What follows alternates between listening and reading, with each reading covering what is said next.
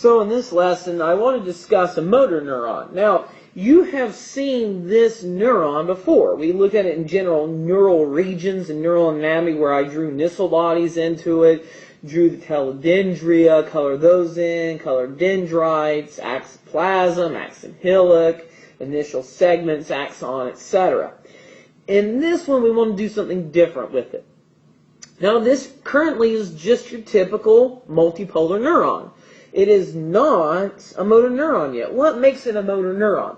I'm going to use, in this case, orange to draw on this, but usually just after the axon hillock, you will add to these neurons tissue made of particular kinds of glial cells that you guys about neuroglia in class, and these are Schwann cells that make what we call myelin sheaths.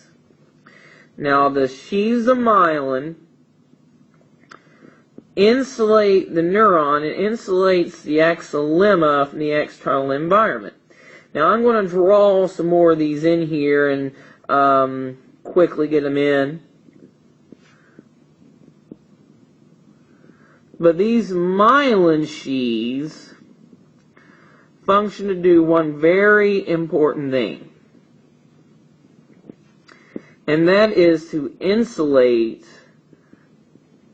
bulk of the axonema, the cell membrane of the axon, from the ECF. So here we have the ECF.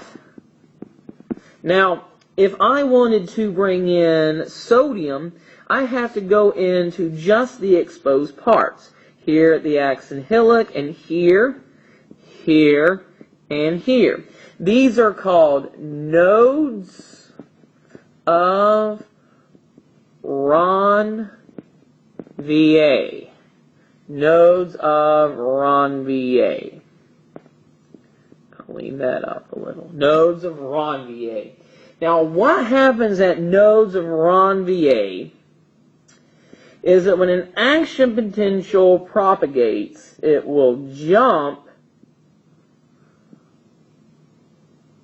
down this neuron in a process called saltatory propagation.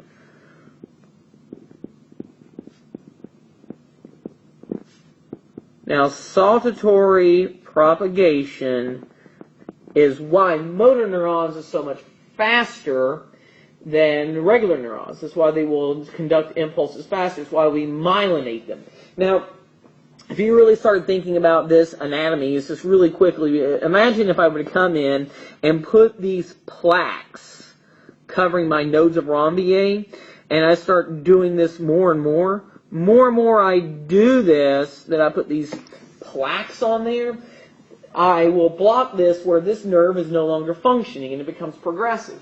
So what this will result is a disease called, so the production of these plaques, these sclera plaques, this helps to produce degenerative nerve disease, multiple sclerosis. So this will make it progressive, degenerative, where you continue to get worse because as it continues to build up, the nerve loses its efficiency gradually till it no longer can produce. So it's what we call it's a demyelination disease.